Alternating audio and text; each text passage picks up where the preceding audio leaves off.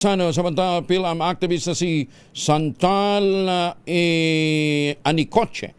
Aba, inamin ito ang presensya niya sa kampo ng NPA. Detalye na balita mula kay Edniel Parosa, RH52. Edniel, good morning. Kuya Angel, inamin ng Filipino-American activist na si Chantal Anicoche na nagtungo siya sa Abra de Ilog Occidental, Mindoro upang kumonekta sa New People's Army matapos maging bahagi ng global network para sumuporta sa Communist Party of the Philippines. Ayon kay MTF-ELCAC Executive Director Ernesto Torres Jr., ito ang kondisyon kung bakit pinayagan ng makalipad si Anicoche pauwi sa Estados Unidos kasama ang kanyang ina. Ginawa ni Torres ang pagbubunyag bilang paglilinaw na hindi nag-issue ng order to leave ang Bureau of Immigration bilang patunay na absuelto si Anicoche.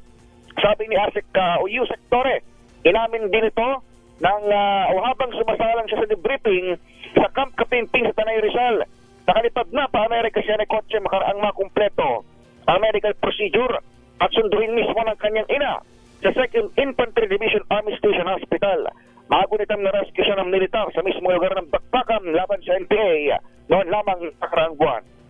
Ako sa Edniel Parosa, nag-uulat para sa DZRH. Una sa Pilipinas, una sa Pilipino. Maraming salamat, Edniel. Wala naman kasi ding baril na nahuli doon kay Anicoche.